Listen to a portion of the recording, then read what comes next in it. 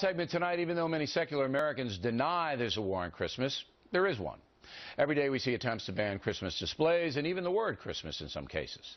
Yesterday in the New York Times, columnist Gail Collins wrote, quote, led by the American Family Association and Fox News' Bill O'Reilly, conservative Christians have been encouraging boycotts of stores that do not connect their aim to sell massive amounts of clothes, toys, electronics, and linens over the month of December with the birth of Christ.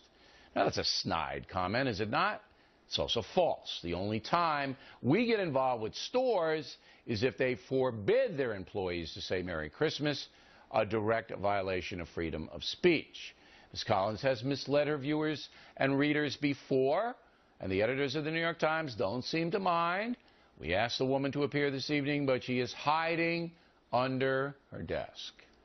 Joining us now from Boston, Chris Stedman, the assistant humanist chaplain at Harvard University and author of the book, Faithist, How an Atheist Found Common Ground with the Religious. First of all, Mrs. Stedman, I want your opinion on this massive display in Times Square, put up by the American Atheist Group, which says, who needs Christ during Christmas? Nobody. It's kind of mean-spirited, is it not? I don't know if it's mean-spirited. First of all, I think that I need to make a correction. My name's not Chris Stedman.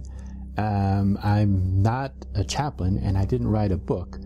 But as far as atheists putting up a sign in Times Square, I think it's them showing that they're no longer the minority and they're no longer going to be silenced. The majority religion in this country has a dominance on our culture, especially. But I want you to try to explain to the audience the mentality. Look, I'm a simple man. You probably know that, even though I attended Harvard. They're embarrassed that I actually got in there.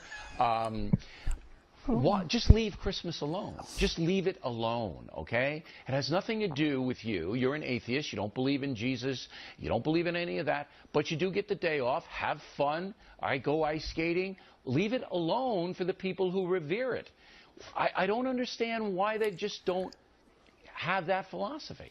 I think the whole reason why they don't have that philosophy is because that, first of all, the First Amendment allows everyone who is an American citizen the right to freedom of religion, but in that freedom of religion also is freedom from oppression by the majority religion.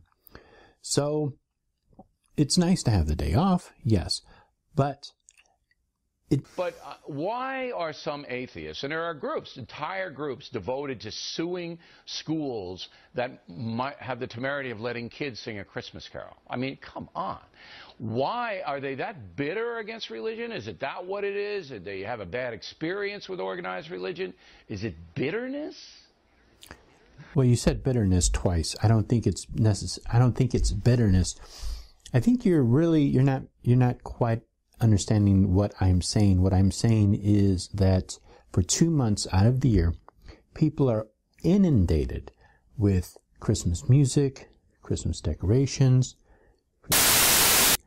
and this is all around one faith's religious viewpoint.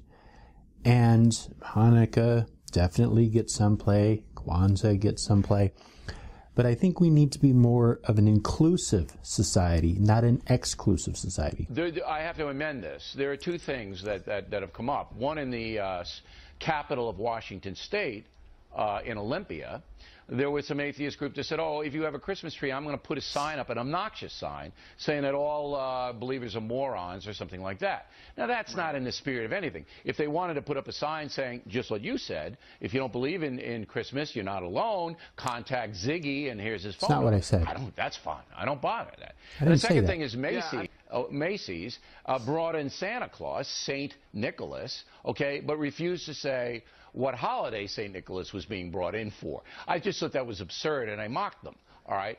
However, what I'm seeing here is an amazing amount of anger, not from you, because you're a humanist chaplain, all right? You can't be angry.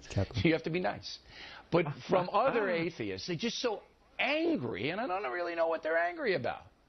Well, obviously, if you don't know what they're angry about, that's really your ignorance, and you need to break out and understand them. You need to become more sympathetic with the frustration that a lot of minority religions feel, especially around Christmas time, because it's thrown in their face. They can't really escape it. You go to work, you see posters about it, you see billboards about it, you turn on the radio, you hear advertisements about it. 82% of the population which sees you guys as cheap shotting them. Mr. Sidman, you make a lot of sense, and I really appreciate you coming on the program.